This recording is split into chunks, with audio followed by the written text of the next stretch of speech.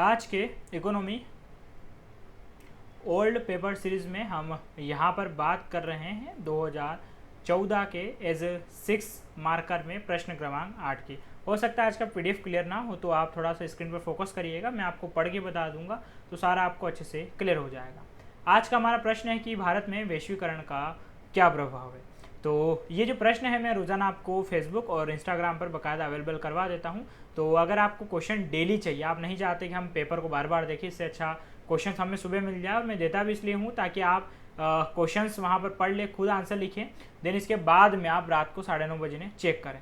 तो आप इंस्टा और फेसबुक को सर्च करें PSC अड्डा, तो बाकायदा आपको हमारा वहाँ पर चैनल मिल जाएगा, आप उसे ज़रूर ज्वाइन कीजिएगा ताकि आपको ये और इसके अलावा और भी हमारी जो क्लासेस की नोटिफिकेशन है वो वहाँ पर अवेलेबल होती रहेगी।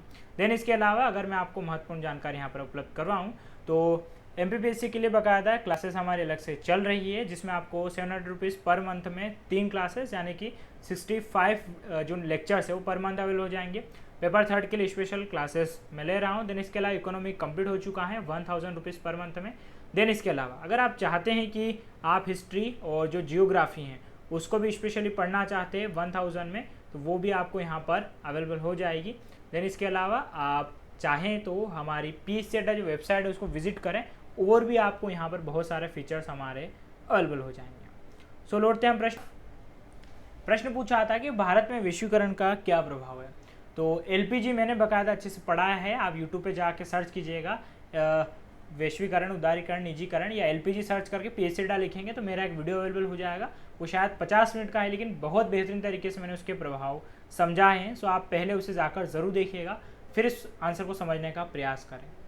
तो यहाँ पर हम लिखेंगे पहले भूमिका के रूप में कि वैश्वीकरण किसी देश की अर्थव्यवस्था का, ठीक है ध्यान से पढ़िएगा, किसी देश की अर्थव्यवस्था का विश्व अर्थव्यवस्था से जुड़ाव, जिससे दुनिया की गतिविधि का प्रभाव भी उस देश की अर्थव्यवस्था पर हो।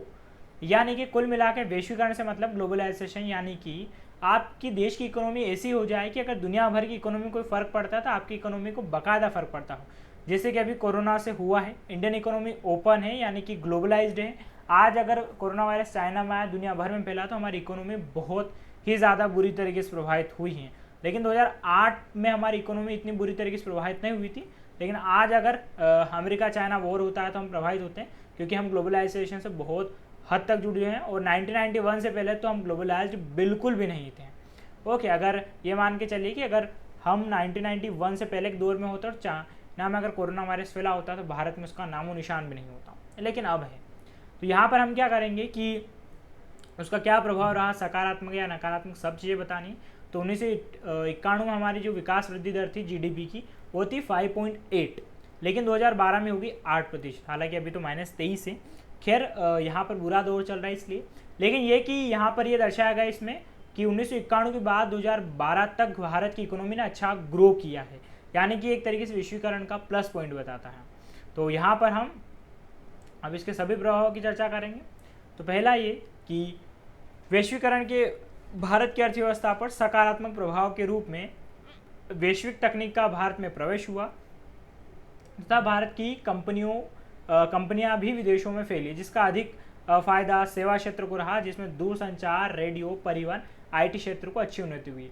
यानी कि जैसे कि आज हमारी इकोनॉमी ओपन हुई है बिल्कुल अच्छे तरीके से, इसमें होता क्या है कि बाहर की कंपनियां इंडिया में आई है, जैसे कि सैमसंग हो गया या कोई चाइनीज़ कंपनी आती है मोबाइल बनाने के लिए, तो इसकी टेक्नोलॉजी हम यूज़ कर सकते हैं। या जो खासकर इसका जो प्रभाव रहा वो रहा सेवा क्षेत्र यानी कि दूरसंचार में। जैसे कि वोडाफोन जो लंदन की कंपनी है, आइडिया है इंडिया कंपनी, दोनों का मर्ज हुआ, तो वहाँ से लंदन की जो टेक्नोलॉजी थी वो हमारे साथ शेयर हुई है।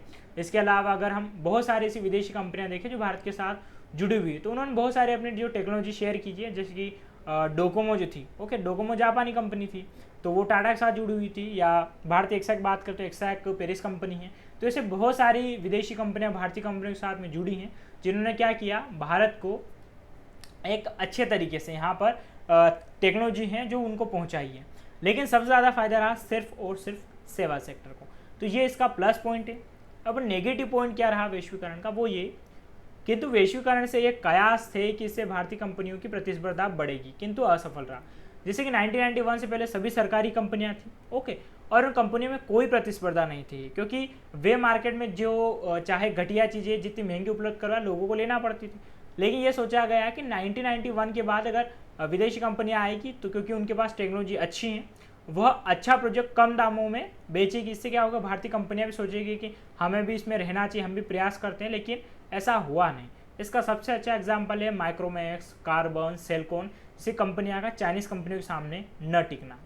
भारतीय बाजार में विदेशी कंपनियां हावी हो गई, साथ ही कृषि क्षेत्र को वैश्वीकरण से कोई उचित लाभ नहीं रहा तथा उद्योग क्षेत्र में गिरावट जारी है। तो ये भी माना गया था कि एग्रीकल्चर में हो सकता है कि विदेशी तकनीक का है उससे फ़ायदा होगा, लेकिन फ़ायदा तो क्या हुआ, कीटनाशक में विदेशी कंपनियां ही भारत में काम करती खासकर। इसके अलावा एग्रीकल्चर में जो रहा टेक्नोलॉजी आएगी तो ट्रैक्टर आने से कोई टेक्नोलॉजी नहीं आ जाती है। ओके, ये माना गया था कि हो सकता है भारत में फसल में कुछ आए, जीएम फसल को हम अपना ले, लेकिन ऐसा कुछ हुआ नहीं। और आज भी एग्रीकल्चर के सबसे पिछड़ेपन का कारण है किसान द्वारा नई तकनीक को न अपनाना।